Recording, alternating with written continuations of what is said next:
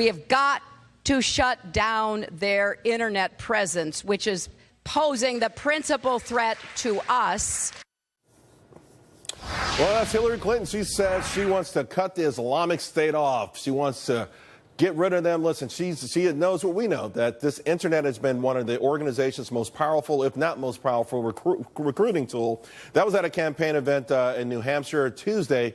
And she says, listen, this whole internet thing, you got to get them off it. She's going to work on it. The Terror Group, we know, recruits internationally using Twitter and other social media. And there's no denying that they are winning at this. Senator Scott Brown and Lisa Daftaria back with us, and they're joined by Katherine Timpf from National Review Online. Senator Brown, I've got to go to you first. You know, we keep having this debate in America, and we've got the First Amendment, and I say ISIS has zero rights, and our Constitution should not apply to them. But how do you feel about it? Well, first of all, I'm glad that Hillary Clinton finally gave us a position that we can actually understand, and it doesn't have the political, I call, bougie-woogie. So she made a statement, and I agree with her, and I agree with you. It's a tool that's being used for terrorist purposes. They are not entitled to constitutional protections. They left that at the doorstep when they decided to come in and change our way of life by killing or hurting our citizens. So, yeah, I agree with her, and I'm hopeful that there's something can be done in that regard. On the other hand, the police and law enforcement are saying, hey, we need it. It's a valuable tool. Well, with all due respect, they better hurry up and continue to get more aggressive with this thing. Yeah, I mean, listen, we never know for a fact just how many things that they've stopped, and it's so. But it is also tough. Lisa, you understand this. You write about this. You tweet about this all the time, how successful, particularly ISIS, has been. How did they get this successful? I mean, I've read about their glossy magazines. They know exactly how to get to disenfranchise or disillusion young people. Yeah, they absolutely know how to use social media, how to engage and appeal to young people, how to use all these different platforms. And I don't know if I necessarily agree with Hillary Clinton.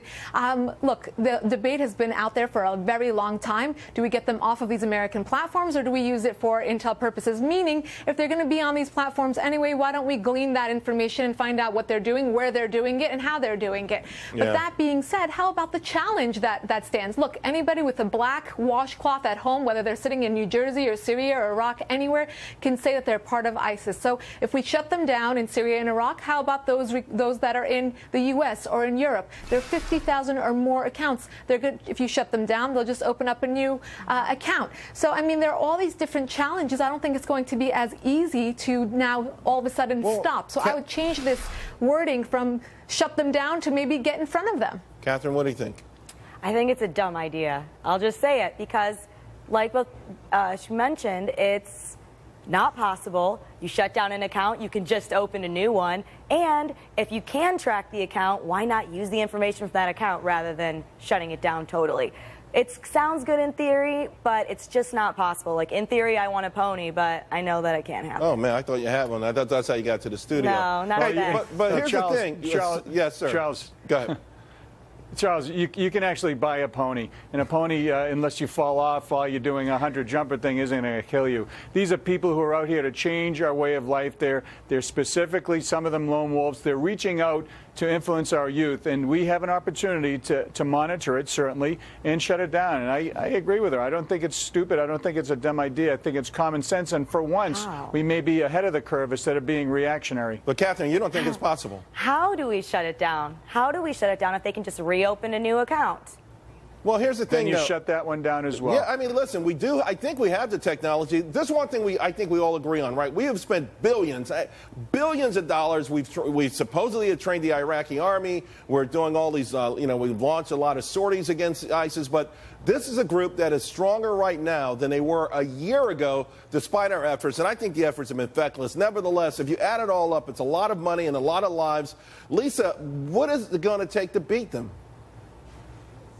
It's going to take over a decade. That's what it's going to take. And really? A lot more conviction. Why does it have to take a decade to beat them? You know what? If we use our full might and power, why would it take a decade? Right.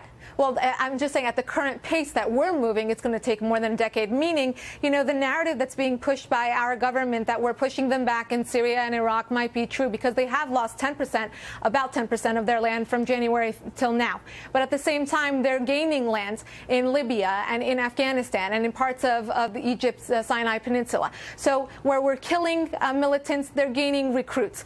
Where we're trying to hit them in the pocket, they're gaining more from banks that they're looting and from their oil sales. So we really have to understand where their power is coming from, meaning on the recruitment level, on the monetary level, on the military level, on the battlefield. And we know the Kurds are doing a fabulous job. We need to support them. But here's the thing, though, Lisa, and I'll ask you about this, Senator Brown. We know where their money comes from. We understand how they recruit, and we know all of their escape routes. The bottom line is that if we don't have the political will, this is going to be something that haunts America and the West and the world for years to come. To Lisa's point, I've already given up on the notion that perhaps this administration would be willing to do the right thing.